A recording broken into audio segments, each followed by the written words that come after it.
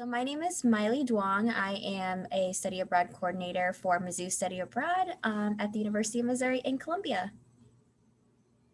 Okay, great. Welcome to this event. And I have a few questions that were sent to me to ask our hosts. And let's see if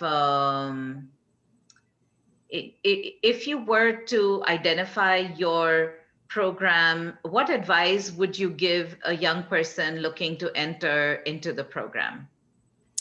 Sure. So we have over 300 programs offered through Mizzou, and it really is just dependent on kind of what you as a student are hoping to get out of study abroad. So we have programs that run all year round, spring break, winter break, summer, as well as the semester and academic year. So if you're hoping to have a little bit more flexibility in your travels and your studies, then we definitely recommend the semester academic year programs. But if you're hoping to get something a little bit more structured, we also have faculty-led programs that are typically over the summer, spring break, or winter break, and you are led by Mizzou faculty and with a group of Mizzou students. So it just depends on the student and kind of what experience you're hoping to gain from study abroad. And this could be really anywhere, not just at Mizzou.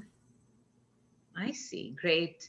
Um, and and if I were to apply to your specific program, how can I make myself a better candidate? That's a great question.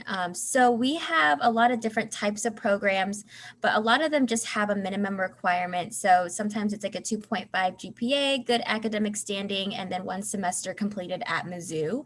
We do have a couple programs that are exchanges, and so they are a little bit more competitive just because of the high demand of students that want to participate in exchange programs. There's a really big appeal due to the fact that you can still take advantage of your financial aid during the semester, but then also pay Mizzou tuition. So you could imagine yourself studying for a year or for a semester or a whole year, like in Australia, but you're still paying Mizzou tuition and still getting the benefits from your financial aid. So for exchange programs like that are more competitive, there is an essay component. So just really taking the time to craft a competitive essay. That's great. And this is just my little add-on question. What do you think is the shift due to COVID in your program?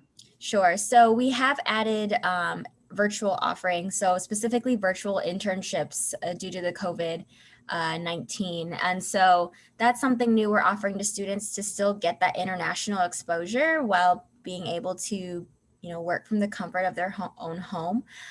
In addition to that, our office heavily regulates, or they're actually heavily monitoring, the CDC guidelines. And so we're currently taking the approach of a case-by-case basis as far as where students can go.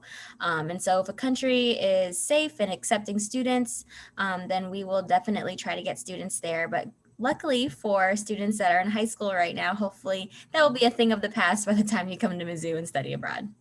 True, true, true. Um, so where can students learn more? And you had mentioned to me before we started recording that you had presented a bunch of slides at the start, not of the session, but of a general session. And so where and exactly what website can they use to access those slides or more information about your program? Sure. So the University of Missouri also sponsored the opening panel. And so once that recorded session from, I believe, 9 a.m. on Wednesday, because today is Thursday. So once that becomes available, students can view those slides there. Also, we have a very comprehensive website at international.missouri.edu study abroad. So you can always, check that out and see kind of what programs that we have and what might be what might be a good fit for you. That's great. That's great. So what in terms of specifically to college programs that kind of add value to their experience, what do students usually like feel or earn or get or gain from graduating using this specific study abroad program? That's a really great question. So obviously on top of the amazing experience that you have when you're studying abroad, there are obviously the professional benefits of doing so. So you're in an international environment where you have the opportunity to network and create connections and friendships from people all over the world. So not just in the country that you're going to, but more than likely you will be connected with a group of international students from around the globe where you can expand your network to. And who knows, where that's going to take you after graduation, what those connections can do for you. In addition to that, when you are studying abroad, if you choose to study in a country where English isn't the primary language spoken, there's also that opportunity to enhance your foreign language skills.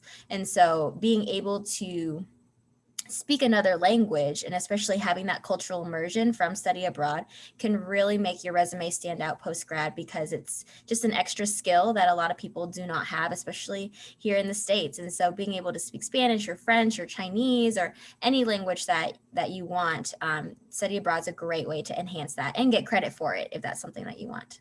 That's correct. Yeah.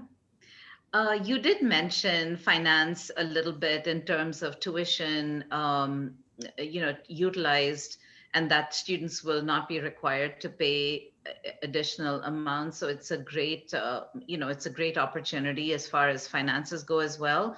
But do you have any specific scholarships and deadlines regarding those scholarships for students to apply for all these multiple entry level spots into your program? Yeah, so we do have a scholarship application that you can gain access to once you've started your study abroad application. And so the deadline for that scholarship application is the same time as your study abroad application. So if you decided to do like a spring program, then your deadline would be September 20th of the year prior.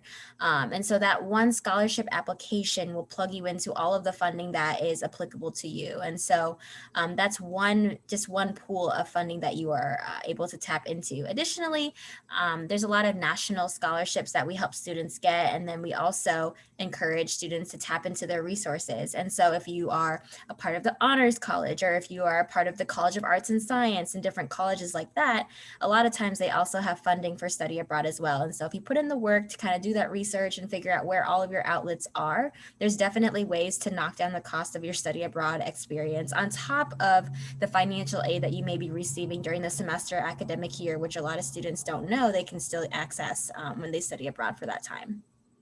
That's great.